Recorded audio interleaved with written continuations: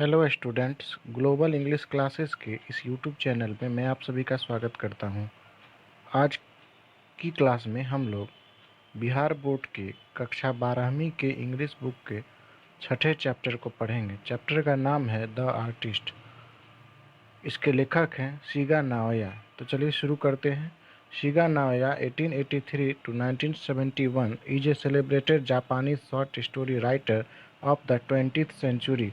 Shiga Naoya 1883 में इनका जन्म हुआ था और 1971 में इनकी मृत्यु। 20वीं सदी के एक प्रसिद्ध जापानी लघु कथाकार हैं। लघु कथाकार का अर्थ होता है छोटी छोटी कहानियाँ ये लिखा करते थे। He wrote very sensitively about his people and their culture. उन्होंने अपने अपने अर्थात जापानी लोगों और उनकी संस्कृति के बारे में बहुत ही संवेदनशील तरीके से लिखा। The artist unfolds before us the world of a talented Japanese boy Seibei. The artist अर्थात यानी मतलब कि कलाकार हमारे सामने एक प्रतिभाशाली जापानी लड़के जो जिसका नाम सेबेई है की दुनिया को उजागर करता है। It shows how the adult world often causes damage to such talents. यह दिखाती है यानी यह कहानी जो है वह दिखाती है कि कैसे बालिग दुनिया ऐसी प्रतिभाओं को क्षति पहुंचाती है। ठीक है, आगे बढ़ते हैं। ये आपका चैप्टर अब यहाँ से स्टार्ट होता है, द आर्टिस्ट। पहला पैराग्राफ है, Seibei's parents knew that he often went out to buy himself gourds. Seibei के माता पिता जानते थे कि वह यानी सेबेई प्रायः अपने लिए लौकी खरीदने बाहर जाता था। He got them for a few Sen and soon had a sizeable collection. वह उन्हें कुछ सेन में ले लेता था, यानी वह लड़का जो था वह कुछ सेन का मतलब जापानी रुपया होता है, तो उसे वह खरीद लेता था और जल्द ही उसके पास एक बड़ा लौकी का संग्रह हो गया था। When he came home, जब वह घर आता, he would first bore a neat hole in the top of the gourd, तो सबसे पहले लौकी के ऊपर एक स्पष्ट छेद करता एंड एक्सट्रैक्ट द सीड्स, और उसमें से बीज निकाल लेता। Next he applied tea's leaves to get rid of the unpleasant gourd smell. उसके बाद लौकी के अप्रिय गंध यानी वह जो बदबूदार गंध उसमें से आने लगती थी उसके बाद से बचने के लिए चायपत्ती का लेप लगा देता। He then fetched the shake which he had saved up from the dregs in his father's cup and carefully polished the surface. उसके बाद वह अपने पिता के सेक का अर्थ होता है जापानी चावल की शराब जो होती है उसे सेक कहा जाता है। तो सेक के कप से बची तलछट, तलछट का अर्थ होता है कप में रखे द्रव पदार्थ की अंतिम बूंदें जिसमें कचरा वगैरह जो हो जाता है उसको तलछट कहते हैं, से उस सतह को सावधानी से पॉलिश करता। दूसरा पैराग्राफ है, Seibei was passionately interested in gourds. Seibei को लौकी में बहुत दिलचस्पी थी। One day as he was strolling along the beach, एक दिन जब वह समुद्र तट पर चहलकदमी कर रहा था, absorbing in his favourite subject, अपने पसंदीदा वस्तुओं में लीन था, तब he was startled by an unusual sight, तभी वह एक असाधारण नज़ारा से चौंक गया। He caught a glimpse of the bald, उसने एक बूढ़े व्यक्ति के लंबे सिर की एक नज़र पकड़ी। Elongated head of an old man hurrying out of one of the huts by beach, जो एक झोपड़ी से बाहर निकल रहा था। What a splendid gourd thought Seibei, वह जो बूढ़ा व्यक्ति था वह अपनी झोपड़ी से जो बाहर निकल रहा था तो उसके ऊपर एक कद्दू था, जिसे देखकर वह लड़का यानी सेबेई जो है वह कहता है कि कितना शानदार लौकी है। The old man disappeared from sight wagging his bald pine pate, बूढ़ा व्यक्ति वह जो झोपड़ी से निकल रहा था उलझन में अपने सिर को खुजलाते हुए नज़र से ओझल हो जाता है, यानी उस लड़के के नज़र से ओझल हो जाता है। Only then did Sebei realize his mistakes and he stood there laughing loudly to himself. तब भी सेबेई को अपनी गलती का एहसास होता है और वह वहीं खड़े होकर अपने आप पर जोर जोर से हंसने लगता है। ही laughed all the way home, वह पूरे घर के रास्ते हंसता रहता है, अर्थात जब वह वहाँ से घर लौटता है पूरे रास्ते वह हंसता रहता है। नंबर तीसरा पैराग्राफ है, when ever he past A grocery, A curio shop, A confectioners or in fact any place that sold goods, he stood for minutes or in his eyes glued to the windows appraising the precious fruit। जब भी वह किराने की दुकान, यहाँ grocery का मतलब किराने की दुकान होता है, एक क्यूरियो शॉप यानी अलग कृतियों की दुकान, और कन्फेक्शनर्स का मतलब होता है हलवाई की दुकान, या फिर लौकी बेचने वाले किसी भी जगह से गुजरता था तो वह किनारे में कुछ मिनटों तक खड़ा रहता था और फिर उसकी आंखें कीमती फल को देखते हुए खिड़कियों से चिपक जाती थी। नेक्स्ट पैराग्राफ है चौथा, Seibei was 12 years old and still at primary school. Seibei 12 वर्ष का था और अभी भी प्राथमिक विद्यालय में ही पढ़ता था। After class instead of playing with the other children, after class यानी वर्ग के बाद, क्लास के बाद, instead of playing with the other children अन्य बच्चों के खेलने के बजाय, he usually wandered about the town looking for gourds, वह आमतौर पर लौकी की तलाश में शहर में घूमता रहता था। Then in the evening he would sit cross legged in the corner of the living room working on his newly acquired fruits, फिर शाम को वह अपने बैठक कक्ष यानी लिविंग रूम, बैठक कक्ष हिंदी में होता है, के कोने में पलथी मारकर बैठ जाता।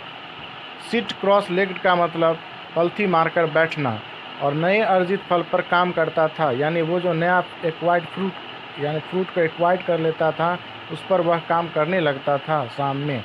When he had finished treating it, जब वह इसका शोधन करना समाप्त कर देता था, ही पाउड इन ए लिटिल शेक, तो वह उस पर थोड़ी सी शेक यानी चावल की शराब डाल देता था। Inserted A cork stopper which he had fascinate himself, एक कॉर्क स्टॉपर डाल देता जिसे उसने खुद बनाया था। रैप्ड इट इन टॉवेल, फिर उस पर एक तौलिए में लपेट देता उसे।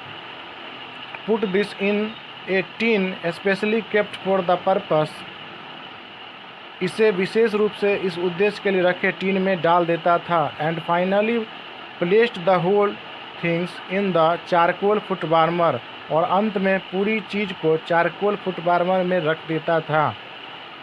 Then he went to bed, उसके बाद वह बिछावन पर चला जाता था, यानी वह सो जाता था उसके बाद।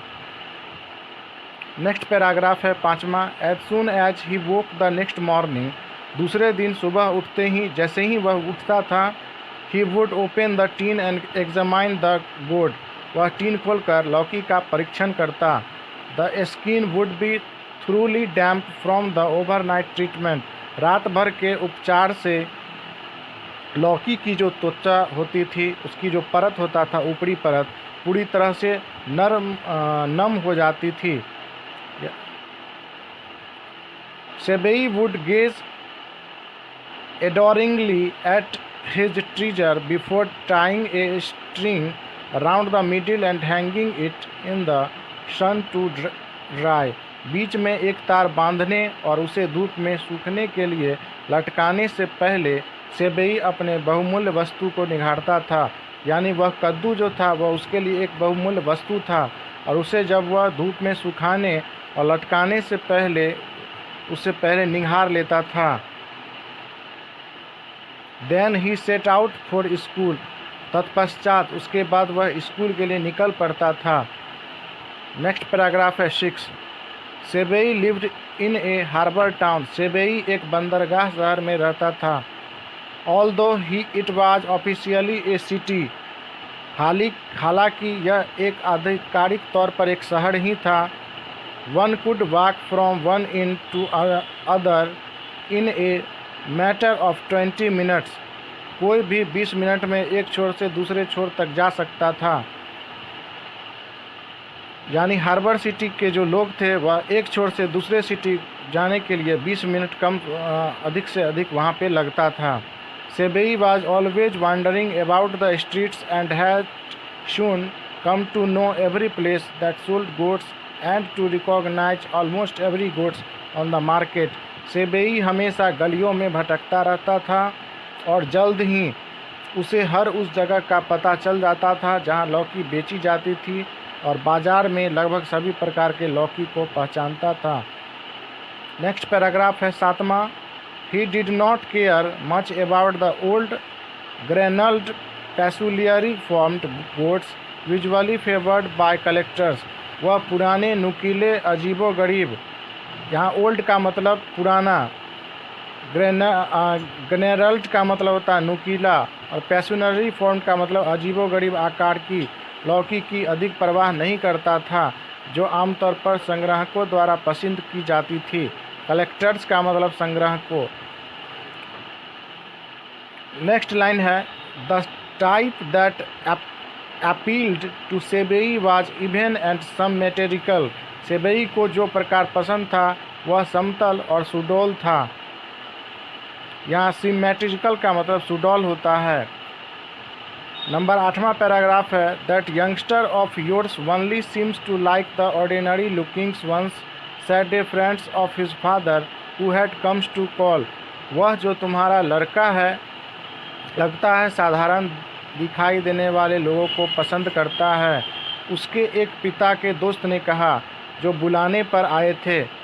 यहाँ पर इस लाइन का मतलब हुआ कि उसके पिता जो है वो अपने दोस्त को बुलाए थे, जो उनके घर आकर यानी अपने दोस्त के घर आकर उस लड़के के बारे में यानी सेबेई के बारे में उसे देखते हुए कहते हैं ये जो तुम्हारा लड़का है वह केवल साधारण दिखाई देने वाले लोगों को ही पसंद करता है। नेक्स्ट लाइन है ही पॉइंटेड एट द बॉय।